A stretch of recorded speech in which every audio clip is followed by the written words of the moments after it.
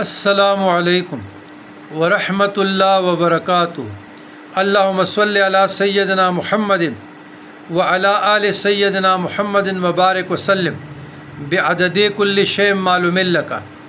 عزیزان گرامی، 5 آیات اور ہر آیات میں 10 کاف ہے۔ اس کو کہتے 5 آیات 10 کاف والا وظیفہ۔ یہ آیات قرآنی برائے حصول و برکت صبح شام ایک مرتبہ پڑھیں، اور الحمدللہ جب صبح ہم مسنون اذکار پڑھتے ہیں تو آیات سکینہ کے ساتھ یہی آیات قرآنی 5 آیات بھی پڑھتے ہیں، بہت برکت والے ہیں۔ یہ آیات گھر اور کاروبار میں خیر و برکت کے لیے، حفاظت کے لیے، دشمن کی ایذا رسانی سے حفاظت کے لیے، محفوظیت کے لیے، نجات کے لیے بہت اکثیر اور بزرگان دین کے مجرب ہے۔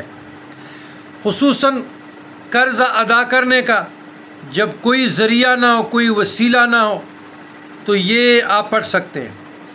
ان آیات کو روزانہ 1 مرتبہ صبح 1 مرتبہ شام پڑھے، 5 آیات ہیں۔ اگر زیادہ پڑھ سکتے ہیں تو 41 مرتبہ اول آخر درود شریف کے ساتھ انشاءاللہ قرضہ بھی اتر جائے گا، اللہ کی حفاظت میں بھی رہیں گے، خیر و برکت بھی ہوگا، کاروبار بھی خوب چلے گا۔ انتظامی امور کو برقرار رکھنے کے لیے، ترقی کے لیے، دکان کے لیے، کاروبار کے لیے، ایون کہ ویزے کے حصول کے لیے۔ اور آج کل جس طرح 4 دیواری کا تقدس ہے، لوگوں کی عزتیں نیلام ہو رہی ہے، 4 دیواری کا تقدس نیلام ہو رہا ہے، جو پی ڈی ایم اور موجودہ دور میں ہوا، جس طرح تحریک انصاف کے ساتھ، ان کے ورکر کے ساتھ، خواتین کے ساتھ، بچوں کے ساتھ، بوڑھوں کے ساتھ، بچیوں کے ساتھ، کاروبار برباد ہو گئے، گھر برباد ہو گئے، مارکیٹیں تباہ ہو گئی، ظلم اور بربریت، جس طرح حجاج بن یوسف اور یزید، جس طرح مثالیں ہم دے سکتے ہیں، وہی معاملات ہو گئے۔ تو ایسے اوقات میں، ایسے لمحات میں، ایسی تکلیف میں، آزمائش میں، مشکل میں، یہ جو 5 آیات ہے صبح شام تکرار کے ساتھ مجلس میں، محفل میں آپ پڑھیں گے، انشاءاللہ ظالم سے نجات ہوگی۔ ان کے لیے میں بڑی اکثیر اور مجرب ہے، یہ ابدال زمانہ نے پڑھی ہے اور انہوں نے ہمیں عطا کی تھی۔ سالوں سے اس پہ ہم انشاءاللہ تعالی ہمارا عمل ہے اور ہم پڑھ رہے ہیں، اور بہت اس کے فوائد اور برکات محسوس نہیں کر رہے ہیں، ہم نے پائے ہیں، اس کے اثرات ہمارے وجود پہ مرتب ہے۔ تو اس کے علاوہ جو شخص ان آیات کو بعد نماز فجر روزانہ 1 مرتبہ کا معمول بنائے، اور پھر مغرب کے بعد یا مغرب سے پہلے 1 مرتبہ کا معمول بنائے، کبھی غربت کا شکار نہیں ہوگا، میجر بیماریوں کا شکار نہیں ہوگا، ظالم کے پنجے میں کبھی شکار نہیں ہوگا، ظالم کا شکار نہیں ہوگا، اس کے پنجے کا شکار نہیں ہوگا، اور اس کی رزق میں خیر و برکت کا اضافہ ہوگا۔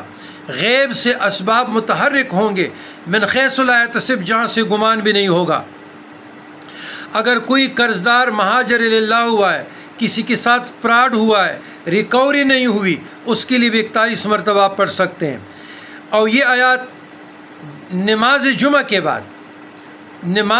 کے بعد عصر تک اگر آپ اس کا مسلسل تکرار کریں یا یہی 41 مرتبہ پڑھیں، جو بھی دعا مانگے اس آیات کے وسیلے سے انشاءاللہ قبول ہوگی۔ تو یہ 41 مرتبہ کم از کم 4 سے لے کر 11 جمعے تک اپنے سخت مشکل کے لیے آپ پڑھ سکتے ہیں۔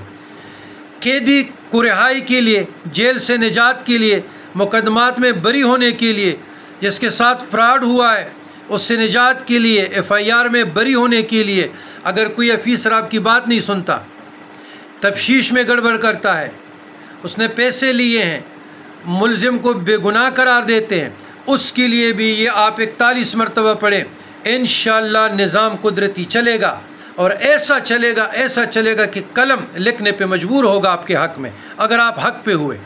دیکھیں نا قرآن مجید فرقان حمید میں ہے وَقُلْ جَاءَ الْحَقُّ وَزَهَقَ الْبَاطِلُ إِنَّ الْبَاطِلَ كَانَ زَهُوقًا۔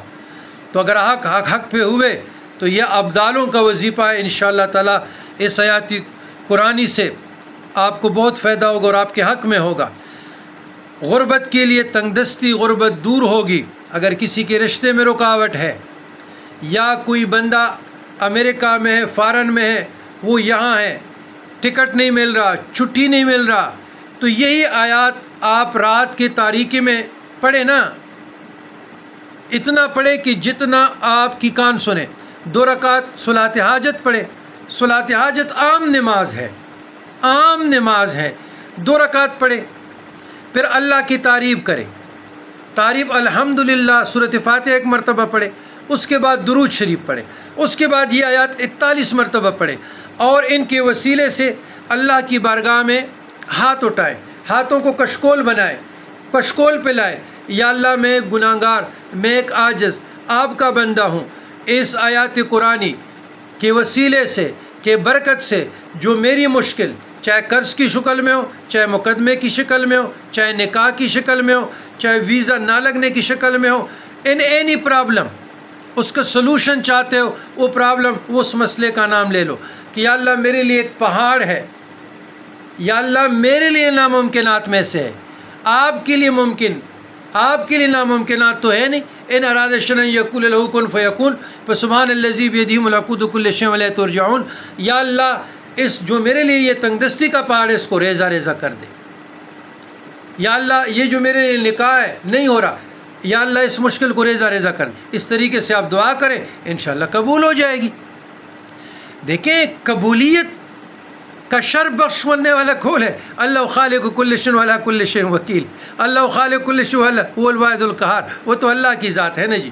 امن یجیب المضطر اذا دعا ویکشف السوء، برائی کو دور کرنے والا، مصیبت کو دور کرنے والا، تکلیف کو دور کرنے والا، مرض کو دور کرنے والا، نجات دینے والا، حفاظت میں رکھنے والا، رزق کو فراخ کرنے والا، رزق کو تنگ کرنے والا، رات سے دن کو رات سے نکالنے والا، یہ تو میرے اللہ ہے نا۔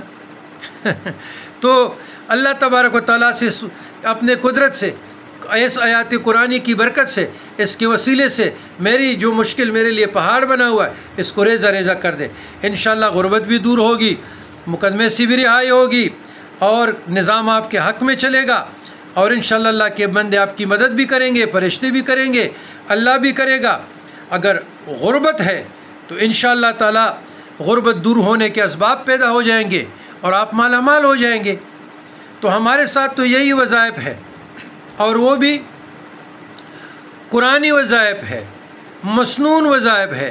ہمارے مشائخ نے، ہمارے پیران الزام نے ہمیں یہی دولت سے مالا مال کیا ہے، ہمیں زمینیں نہیں دی، ہمیں گاڑیاں نہیں دی، ہمیں دولتیں، ہمیں یہی دولت دیا ہے، اس سے نور نور بنا گئے۔ ہم آپ کو بھی بتا رہے ہیں، آپ عمل کریں، آپ کی زندگی میں سکھ آ جائے گا، سکون آ جائے گا، چین آ جائے گا انشاءاللہ۔ مجھے تو اپنے رب کے اوپر بھروسہ ہے، اور مشائخ الزام متصرفین ہیں، اخبار الغیب دینے والے ہیں، آپ کو خواب میں خبر ہو جائے گی، رستے میں مدد ہو جائے گی، اللہ چاہے تو کیا ممکن ہے۔ عقیدہ دیکھیں، ایک یقین، ایک امید ہے، امید نہیں رکھنی چاہیے، یقین کامل۔ بسم اللہ الرحمن الرحیم، لا تقنطوا من رحمت اللہ ان اللہ یغفر الذنوب انہ هو الغفور الرحیم۔ آپ نے اپنے گناہوں کی معافی بار بار مانگنا ہے، اللہ کو توبہ بڑا محبوب ہے۔ اور یقین، یہ نہیں، اس ڈاؤٹ میں نہیں رہنا کہ یہ ہوگا یا نہیں ہوگا، آپ یہ عقیدہ رکھیں کہ یہ ہوگا، اور میرا مالک نے مجھ پہ کرم نوازی کی، اور میرا مالک مجھ پہ کرم کرے گا، فضل کرے گا، احسان کرے گا، کیونکہ میں ان کا بندہ ہوں، اور کوئی در ہے نہیں کہ جہاں میں جھکوں، جہاں میں سجدہ ریز ہو جاؤں، جہاں میں مانگوں، جہاں مجھے نجات ملے، جہاں مجھے رزق کی فراخی ملے، جہاں مجھے بیماریوں سے نجات ملے، جہاں میرے کوئی علاج رکھے۔ ایک اللہ ہے، ایک اللہ ہے، ایک اللہ ہے، ایک اللہ ہے۔ اس بات کو سمجھو، جب اس بات کی سمجھ آ جائے گی تو آپ فلاح پا جائیں گے۔ اولئک علی ھدی من ربہم اولئک المفلحون، پھر ھدی للمتقین کی سمجھ آ جائے گی۔ قرآن ہدایت یافتہ متقین کے لیے۔ تو یہی میرا پیغام ہے، یہی میری گزارش ہے آپ لوگوں کے لیے، دوست احباب کے لیے، میرے لیے بھی اللہ تعالیٰ یہی پیغام ذریعہ آخرت بنائے، آپ لوگوں کے لیے بنائے۔ والسلام علی من اتبع الہدی۔